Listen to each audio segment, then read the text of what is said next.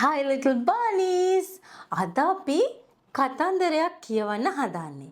මේ කතන්දරේ ඉන්නේ චූටි බකමූණු පැටියෙක්.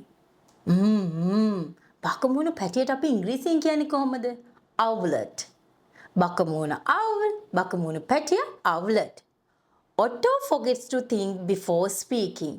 ඔටෝට අමතක වෙනවා හිතන්න කතා කරන්න කලින්. අපි බලමු ඔටෝ මොනවද කියන්නේ කියලා.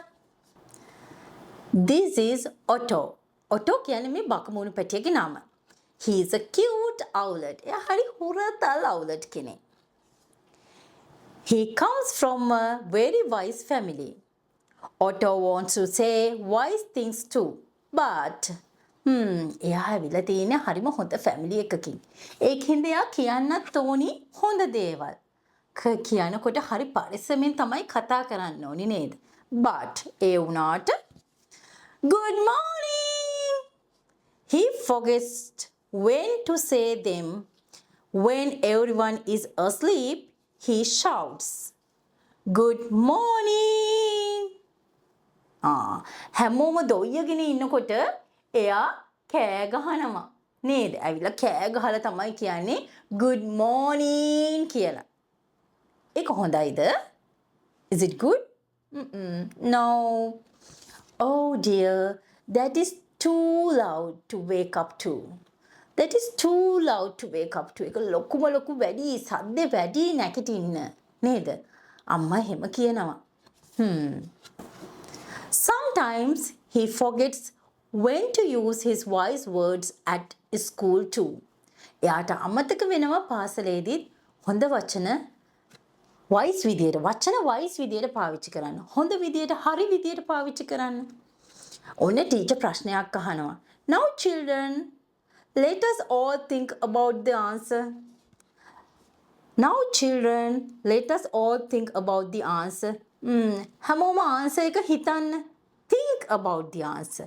හිතන්න answer එක කියලා කියනකොටම ඔටෝ මොකද කරන්නේ? Otto did not wait. Otto ඉන්දියේ නෑ ඉවසගෙන.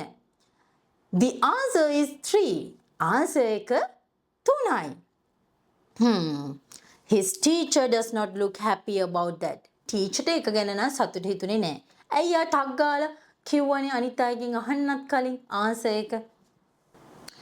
At the market, Otto makes a wise remark. That food is not healthy, mummy. That food is not healthy, mummy.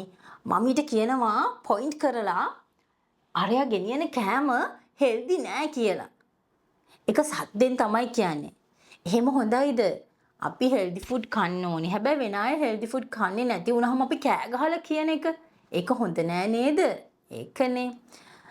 But shouting and pointing is not the way to do it. හැබැයි කෑ ගහලා that food is not healthy, mummy. එහෙම නෙවෙයි කියන්නේ. හරි? But shouting and pointing is not the way to do it. ඒක කියන විදිය එහෙම නෙවෙයි මමීට. මමීට හිමින් සැරේ තමයි කියන්න ඕනි. Being wise means knowing how and when you speak, not just what you say. wise කියලා කියන්නේ මොකද්ද? ඔයා දැනගෙන ඉන්න ඕන කොහොමද ඔයා කතා කරන්නේ? කොතැනදීද හරි දේ කතා කරන්න කියලා.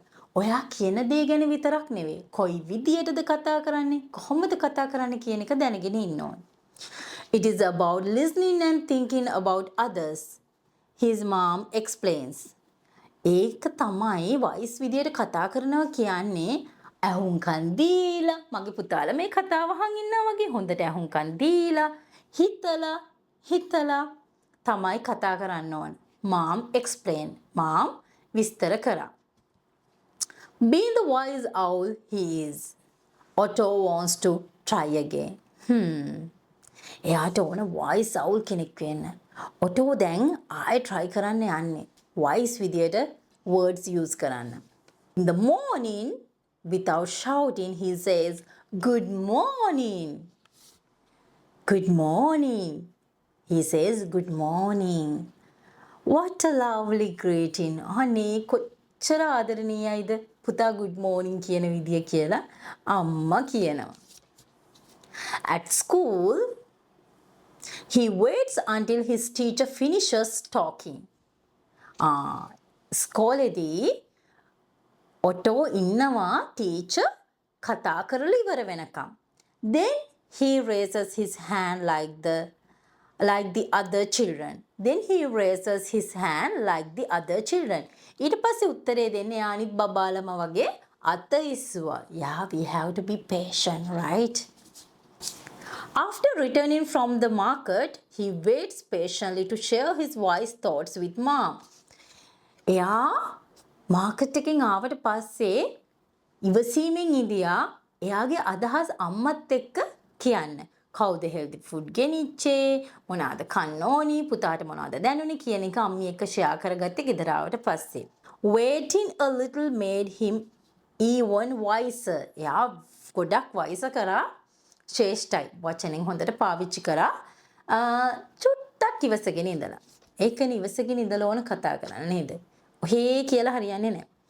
Now he not only uses wise words but also listens to them. එයා දැන් පාවිච්චි කරන්නේ wise words විතරක් නෙවෙයි. එයා listen කරනවා නේද? අනිත් අයට listen කරන්නත් පුරුදු වෙනවා. Waiting and listening are the keys.